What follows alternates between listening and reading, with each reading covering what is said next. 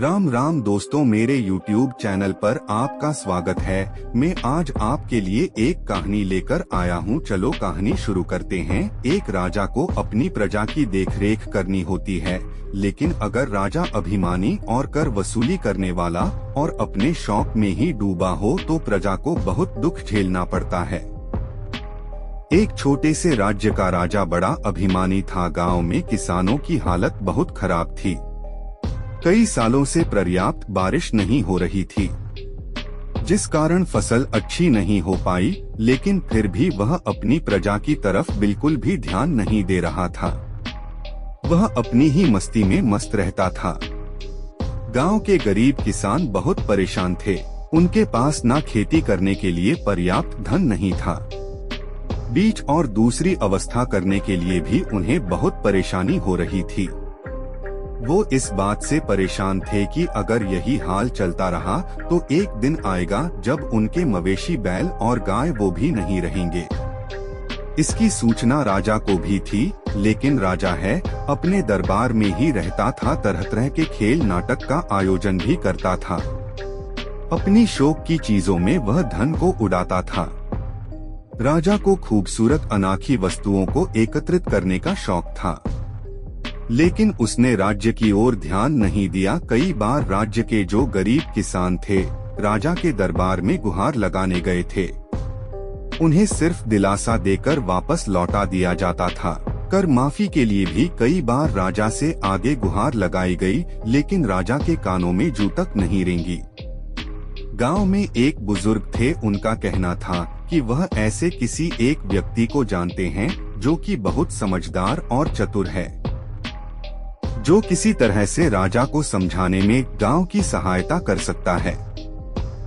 उस बुजुर्ग व्यक्ति ने उस बुद्धिमान व्यक्ति का पता लगाया। उस बुद्धिमान व्यक्ति के पास पूरा गांव गया।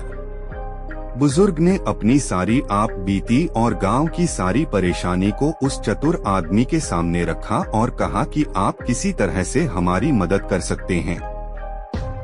राजा हमारी एक भी बात सुनने को तैयार नहीं है। राजा हमें उपयुक्त धन देना तो दूर हमारा कर भी माफ नहीं कर रहा है। बुद्धिमान व्यक्ति ने गांव की हालत को देखते हुए और किसानों के मुरझाए हुए चेहरे को देखते हुए कहा कि जरूर मैं तुम्हारे साथ में जाना चाहूँगा और तुम्हारी मदद करूँगा। वह व्यक्ति गांव में आया और राजा से मिलने की इच्छा जाहिर की। राजा ने पहली बार उससे मिलने से मना कर दिया। उसे पता चल गया था कि राजा को अनोखी और अनमोल वस्तुओं को संग्रह करने का शौक है। फिर उसने ऐसे ही 2-3 बार आग्रह करने पर राजा ने उससे मिलने के लिए तैयार हुआ। जैसे ही वह व्यक्ति राजा के सामने दरबार में आया तो राजा ने कहा कि क्या कहना चाहते हो, कहो। किसी की कोई समस्या लेकर आए हो तो उसके लिए मैं कुछ नहीं कर सकता। बरसात और सूखा, इन पर मेरा कोई वश नहीं चलता है। उस व्यक्ति ने कहा कि नहीं महाराज, मैं यहाँ पर उनके लिए नहीं आया, मैं तो आपसे मिलने आया हूँ। आपकी प्रतिभा का बड़ा सुना है। आपको ऐसी वस्तुओं को शौक है जो अनमोल और भिन्न हो, जो इस संसार में कम पाई जाती है। यह भी मुझे ज्ञात है। राजा अपनी प्रशंसा सुनकर खुश हुआ। उसने कहा कि हाँ बताओ, तुम क्या लेकर आए हो।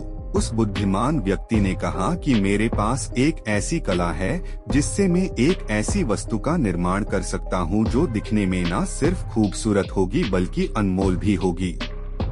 इस संसार में अभी तक किसी के पास नहीं है, जिसे आपके दरबार में मैं लाना चाहता हूँ। राजा यह सुनकर बहुत खुश हुआ। उसने कहा कि कहाँ है वह वस्तु, तुमने उसका ऐसा वर्णन करके मेरी जिज्ञासा को बढ़ा दिया है। व्यक्ति ने कहा कि उनके निर्माण का ज्ञान उसे एक सिद्ध पुरुष ने बताया था, लेकिन मैं उसका निर्माण नहीं कर सका। राजा ने कहा कि क्यों नहीं कर पाए। व्यक्ति ने जवाब दिया, उसके लिए मेरे पास धन नहीं है। मैं चाहता तो किसी भी राजा के दरबार में जाकर मांग सकता था, लेकिन मैंने आपको चुना क्योंकि उसके पीछे भी एक कारण है जो मैं आपको अभी नहीं बता सकता। राजा ने कहा कि हमारे पास धन की कोई नहीं, लेकिन वो वस्तु है। कहा व्यक्ति ने कहा उसे निर्माण करने में 8 माह का समय लगेगा और उसकी विधि मुझे गुप्त रखनी पड़ेगी। वो मैं नहीं बता सकता है। राजा के दरबार में थोड़ी खलबली मच गई और उन्होंने कहा कि यह व्यक्ति शायद झूठ बोल रहा है। उस व्यक्ति ने कहा कि नहीं महाराज, मैं सच कह रहा हूँ। मैं आपको एक ऐसी वस्तु का निर्माण करके दूंगा जिसका रहस्य सिर्फ मुझे पता है। वो आज तक इस संसार में ना कोई बना पाया है, ना कोई बना पाएगा, और वो सिर्फ आपके दरबार में होगी। 8 महीने के प्रयास से मैं उसे ला सकता हूँ। 3636। राजा यह सुनकर बहुत खुश हुआ। उसने कहा कि कहाँ है वह वस्तु, तुमने उसका ऐसा वर्णन करके मेरी जिज्ञासा को बढ़ा दिया है। व्यक्ति ने कहा कि उनके निर्माण का ज्ञान उसे एक सिद्ध पुरुष ने बताया था, लेकिन मैं उसका निर्माण नहीं कर सका। राजा ने कहा कि क्यों नहीं कर पाए? व्यक्ति ने जवाब दिया, उसके लिए मेरे पास धन नहीं है। मैं चाहता तो किसी भी राजा के दरबार में जाकर मांग सकता था, लेकिन मैंने आपको चुना क्योंकि उसके पीछे भी एक कारण है जो मैं आपको अभी नहीं बता सकता। राजा ने कहा कि हमारे पास धन की कोई नहीं, लेकिन वो वस्तु है कहाँ? व्यक्ति ने कहा उसे निर्माण करने में 8 माह का समय लगेगा और उसकी विधि मुझे गुप्त रखनी पड़ेगी। वो मैं नहीं बता सकता है। राजा के दरबार में थोड़ी खलबली मच गई और उन्होंने कहा कि यह व्यक्ति शायद झूठ बोल रहा है। उस व्यक्ति ने कहा कि नहीं महाराज, मैं सच कह रहा हूँ। मैं आपको एक ऐसी वस्तु का निर्माण करके दूंगा जिसका रहस्य सिर्फ मुझे पता है। वो आज तक इस संसार में ना कोई बना पाया है, ना कोई बना पाएगा, और वो सिर्फ आपके दरबार में होगी। 8 महीने के प्रयास से मैं उसे ला सकता हूँ। 5।